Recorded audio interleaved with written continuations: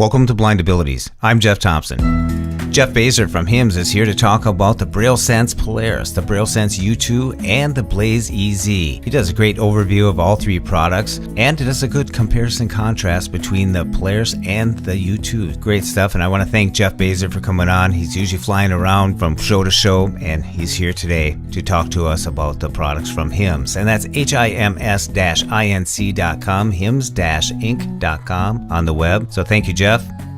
So we hope you enjoy, and here's Jeff Bazer.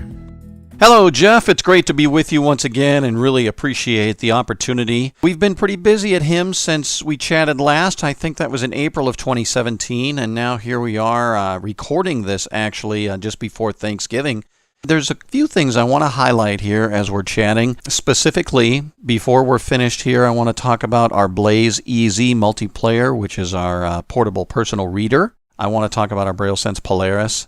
Just to tell you where we are, that's our brand new state-of-the-art Android-based Google-certified note-taker. And I just want to kind of compare and contrast the differences between our Polaris and our Braille Sense U2, which you may have heard of because that's been around a few years and is not going anywhere. So we'll cover those three things here today.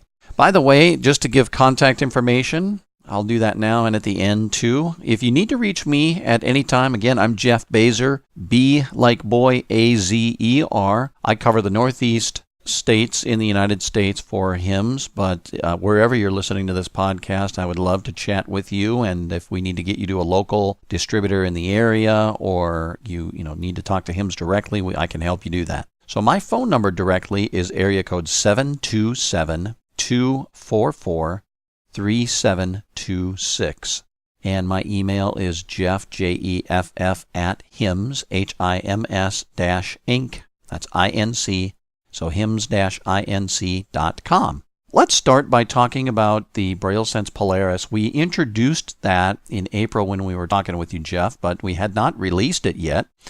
And we since have done that. It was released at the end of June, and it's getting pretty popular. Lots of folks using this both on a professional basis and in school as well. So lots of students and professionals alike. So this is the first Google certified note taker without a screen.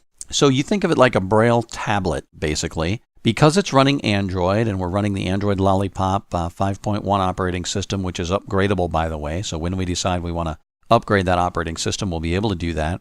But because that's the operating system we went with, we are able to support many of the very popular Google services that folks are using, both now in the company atmosphere, from a professional standpoint, but also on college campuses and in K-12 environments as well. And we're talking about things like Google Docs, Google Slides, Sheets, things like that. Lots of people are doing so much more now in the cloud, so we have access to Google Drive as well. So a place where you can, of course, store any kinds of files, basically a hard drive in the cloud, and we have access to that too, to Google Drive. Now, of course, what's nice about this is if you have a Google account that maybe you're running someplace else on your computer, on your Android phone, or places like that, when you log in with your Polaris, you'll be able to access all the same files, many of the same apps, because your account remembers the apps that you have used and have access to, and you can download those and run them on your Polaris. Now, the question is, because Polaris is an Android-based device, are all these apps going to work? The wild, wild west of Android, not every app will work, but I can assure you that at HIMS we've tested about 80 to 90 apps in various different categories. Everything from banking to social networking to media, for podcast listening, radio station listening, things like that. Book reading apps, such as the Go Read from Bookshare, NLS Bard, things like that. So lots of the popular applications that blind folks are using, we've tested those and then given a report on how they work. And you'll be able to find that list on our HIMS website. Or if you don't know exactly where it's at, let me know. I can send you that link. Okay? So that's just a great starting point as far as the apps that you're going to be able to use on our device. Now, one of the things that was very important to us when we were developing the Braille Sense Polaris was we need to keep the familiarity of older HIMS note takers, because if somebody has used older note takers in the past, or they've been a HIMS customer for a long time, we want to make sure that when they upgrade and use the new Braille Sense Polaris that it still feels familiar to you, plus have the new added capability of the Android operating system and access to the Google Play Store so you can go get all of these different apps.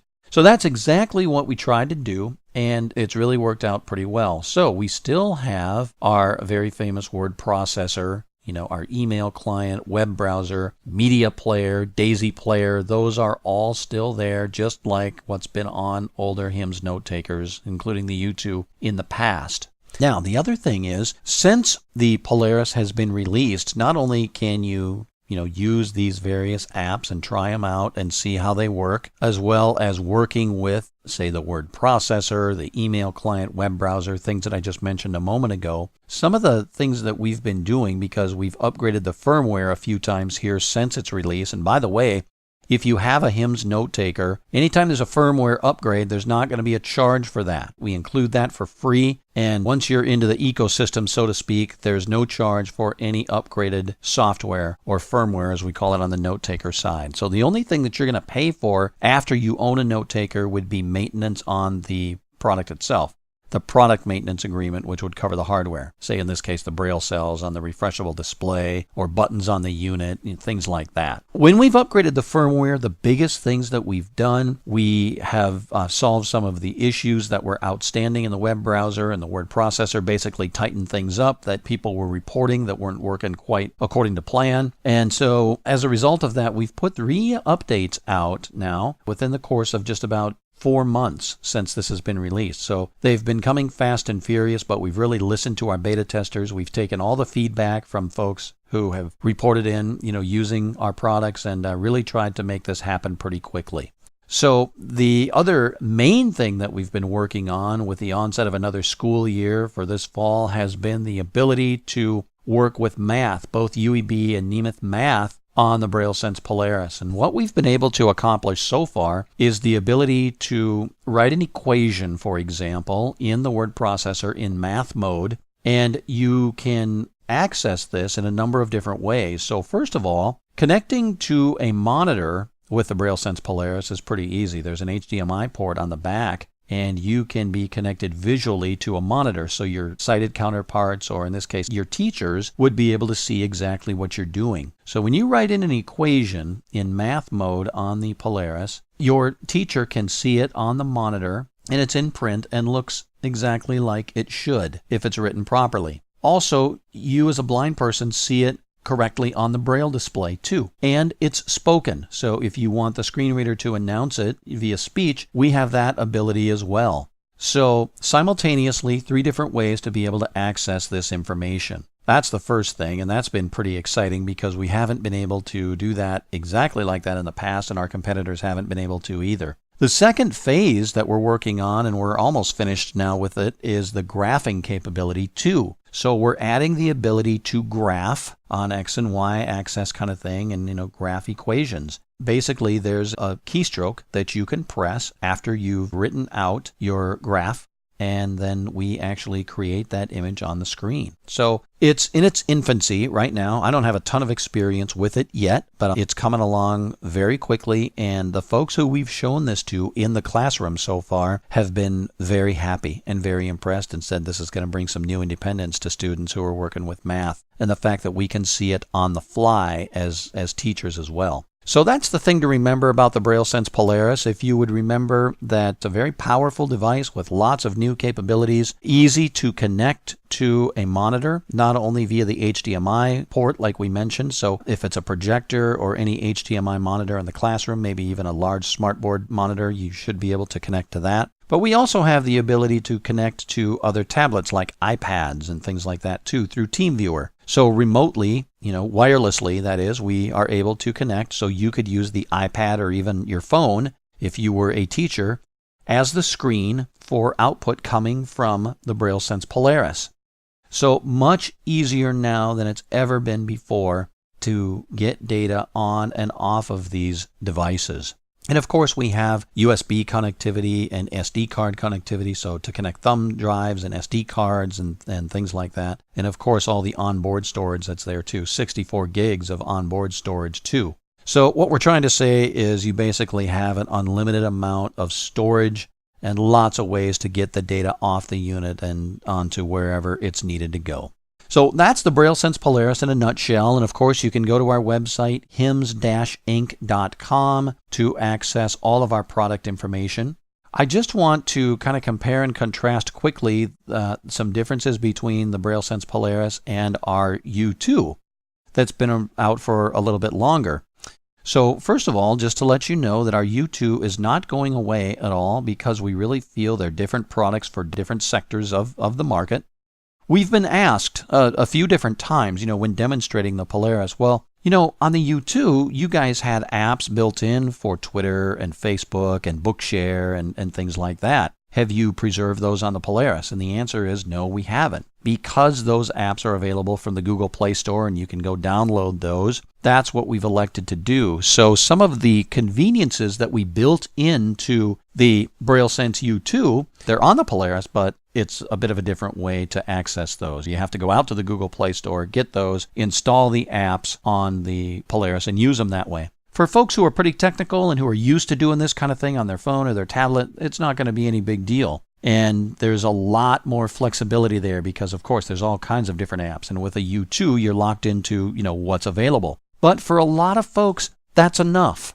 That's all they need. We have an NLS Bard app that's built in to our Sense U2. We have a Bookshare app. We have Twitter and Facebook. We have a Google search tool. We have Dropbox. All these things that are there and they're built in. So our belief is that for younger students, maybe folks who are just learning Braille, even if they're older and a professional and that kind of thing, but haven't really used a note taker a lot before, the Sense U2 might be exactly what you need. And so for that reason, we have them both. There's about $1,000 price difference usually with those because right now we're talking about the 32-cell devices. Now if we're talking about the minis, 18-cell on our Sense U2, we've dropped that price down to $29.95. You can get into one of these four, which is a phenomenal price on an 18-cell note taker. And for folks wondering about when is the Polaris Mini coming, that'll be in 2018. We'll probably be showing that off at CSUN in March and shipping shortly thereafter. So a Polaris Mini is coming as well. So that's really some of the differences between our two popular note takers. Again, if you have other questions, just let us know and we can clarify anything that we've been talking about here. So let's wrap up, Jeff, if that's okay, by talking about the Blaze EZ. You mentioned to me that you've had some questions from students and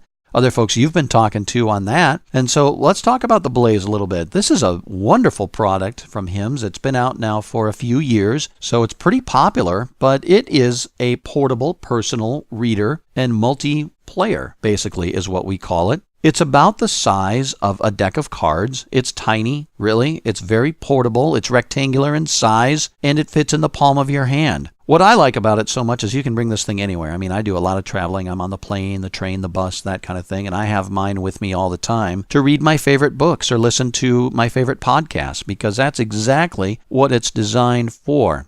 We have NLS Bard capability there, so you just go through that process of downloading a book onto the device, and you can do that in various ways. You can either put it on an SD card and bring it in that way. There's an SD card slot. You could also connect the player to the computer and copy and paste that way. So if you had downloaded it to your computer, the Blaze can be a drive, off of your computer, so you can just copy and paste on. Or you can do it directly because we have Wi-Fi built into our Blazes, so you can connect to your Wi-Fi network and download using the built-in NLS Bard or Bookshare app on the Blaze and do it that way too. Some of the ways that the Blaze here stands out from some of the competing products on the market, number one, we do have onboard storage built in. So before you need an SD card or thumb drive or anything else, you have 12 gigs of onboard storage. And that's a lot of books. I mean, you could probably have hundreds of books,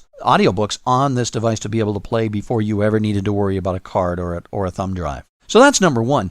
Number two, on the Blaze EZ, now that we have two models of the Blaze, and the EZ was the first one to come out. And It's called the EZ really because it is easy to use, and that's what we wanted everybody to remember. So we have one-touch buttons that are set up for some of the most popular applications on this device. The first one I might mention to you, I'm kind of going to go in reverse here, but I'll tell you what these buttons all are. But this is another very unique feature of the Blaze that other products don't have.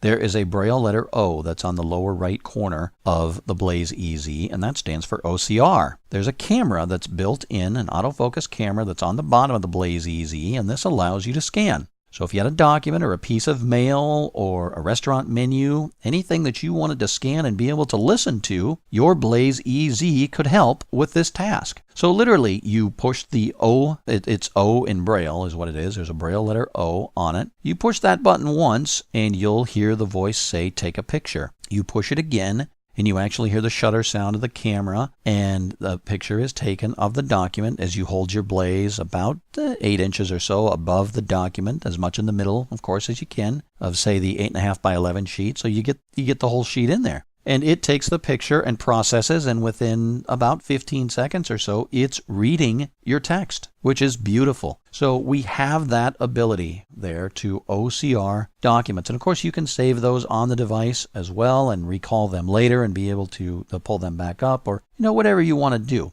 Now, there's 3 other Braille buttons or Braille letters that are on buttons on the Blaze EZ. So on the top, from left to right, there's a Braille letter M, which would take you to the media player, and that's where you could find all your podcast files that you had saved or music that was on the device, skip by tracks, things like that. It's going to take you to the media player. That's the Braille letter M. There's an R that's in the middle, Braille letter R. We have an FM radio that's actually built into the Blaze EZ. If you hit this, it will actually turn on your FM radio, and now you have to have a pair of headphones plugged into this or a patch cord going to a speaker because that acts as your antenna. But once that happens, then there's other buttons on the device that allow you to scroll by frequency or by presets that you have in there. So basically, it's your FM radio just like on your Walkman or other places that you'd find an FM radio.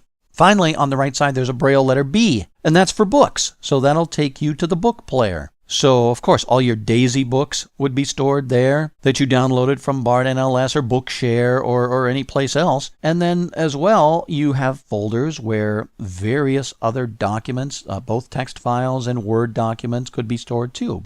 So that's why we call it a multiplayer, because not only will it read our books, listen to our favorite music or podcasts, but also read our favorite files via text or Word document and scan files as well. So it is a very popular little device and a very handy device to have for students and professionals alike. The last thing I would tell you about the Blaze EZ is that we've created a series of videos for it that are very well done and I think will really help you to get familiar with the Blaze EZ pretty rapidly. If you go to our HIMS website, hims-inc.com, and find the Blaze EZ, or another way to do it too is just Google HIMS Blaze EZ, and the first entry there is the homepage on our HIMS website. And then at the bottom, there is a link that goes to this 3-part video that I'm talking about. So each video is just a few minutes long, and we first go through the description of the Blaze, giving you all the ports and switches that are on it. There's one on OCR, where we actually OCR a document, and you can hear how that works. And then the other one is talking about the podcast catcher, web radio that's built into it, and some of the other programs that are on the Blaze EZ as well. So it's an awesome little device. I really hope you get a chance to take a look at it. By the way, it's $595 for the Blaze EZ. We have another one called the Blaze ET that's a couple $100 more that has some more advanced features, and you actually can compare and contrast these on our website as well if you want to take a look. So again, please feel free to call me at any time or send an email, Jeff Bazer, B-A-Z-E-R, phone number area code 727-244-3726, or email jeff@hims-inc.com. Thanks for listening, everybody. And again, Jeff, thank you so much for having me back on the program. We really appreciate the time. Take care, everybody. As always, great stuff. Nice to hear from Jeff Bazer from HIMS, and that's HIMS-INC.com. HIMS-Inc.com on the web. Be sure to check him out. Give Jeff a call. Have a chat with him. He would love to hear from you. So we hope you enjoyed. And from all of us at Blind Abilities, we wish you a very wonderful and happy and safe holiday season to all of you. Give your loved ones a big hug. Thanks for listening. And until next time, bye-bye. When we share what we see through each other's eyes, we can then begin to bridge the gap between the limited expectations and the realities of blind abilities. The realities of blind abilities. For more podcasts with a blindness perspective, check us out on the web at www.blindabilities.com, on Twitter at blindabilities. Download our app from the App Store, Blind Abilities, that's 2 words, or send us an email at info@blindabilities.com. Thanks for listening.